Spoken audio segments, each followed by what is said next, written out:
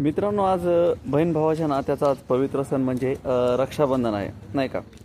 आणि रक्षाबंधन म्हणलं की खूप वेगवेगळ्या फॅन्सी कलरच्या वेगवेगळ्या पद्धतीच्या ज्या राख्या आहेत त्या सध्या मार्केटमध्ये आपल्याला पाहायला मिळत आहेत. एकदम बारीक बारीक घेतला बारीक साईजमध्ये केवळ धागा या पद्धतीच्या बऱ्याचशा वेगवेगळ्या पद्धतीच्या राख्या ज्या आहेत ते सध्या मार्केटमध्ये आपल्याला बाजारपेठेमध्ये दिसू लागल्या आहेत. पण तुम्हाला खरं सांगू का, एक काळ होता नाही का, की ज्या हातामध्ये सगळ्यात मोठी राखी म्हणजे मोठ्या पद्धतीची राखी असायची नाही का, आणि जे पण ज्याच्या पण हातामध्ये ती मोठी राखी असायची ना, तर तो एकदम असं स्वतःला एकदम असं भारी समजायचा नाही का.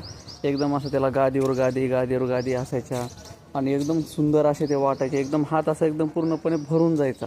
म्हणजे 2-3 राख्या जरी बांधल्या तरी हात भरून जायचा. पण आता काय झालं आहे की आता 10-15 राख्या बांधल्या तरी देखील आता हात भरल्यासारखं वाटत नाही. आणि मग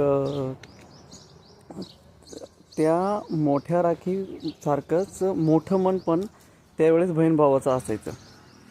असं नाही म्हणत मी की आता मोठं मन नाही आहे म्हणून, आता देखील आहे. पण त्यावेळेसचा जो काळ होता ना, तो खरंच एक वेगळा आणि विलक्षण होता. कारण की राखीच्या साईज वेगळ्या होत्या, गाद्यावरती गाद्या होत्या असायच्या.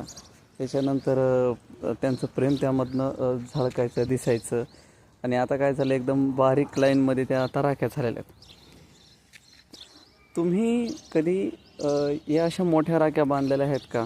की आणि तुम्हाला खरंच आता त्या गोष्टींची आठवण येते आहे का? मला तर नक्कीच येते. तुम्हाला येते का नक्की सांगा.